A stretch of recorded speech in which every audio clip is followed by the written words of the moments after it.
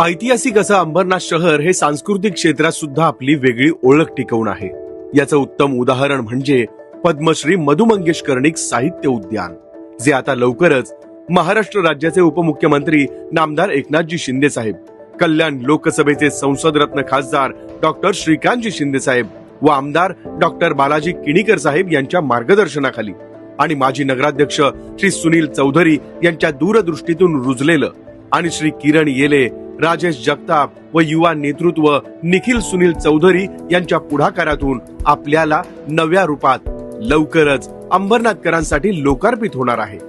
या साहित्य उद्यानात साहित्यिकांची माहिती देणारी आर्ट गॅलरी, 1,00,000 पुस्तकांची ग्रंथ संपदा, हुतात्मा स्मारक, भव्य खुलं वाचनालय, ज्येष्ठ नागरिकांसाठी गाझीबो, सुसज्ज असं सभागृह। खरं तर ही फक्त सौंदर्य निर्मिती नाही, तर अंबरनाथच्या संस्कृतीचा हा उत्सव आहे, जे लवकरच आपल्या सर्व अंबरनाथकरांसाठी लोकार्पित होणार आहे।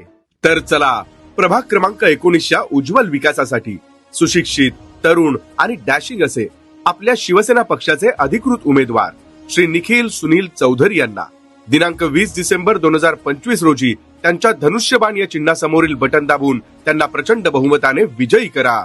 कारण वसा समाज सेवेचा, चेहरा प्रभागाच्या विकासाचा।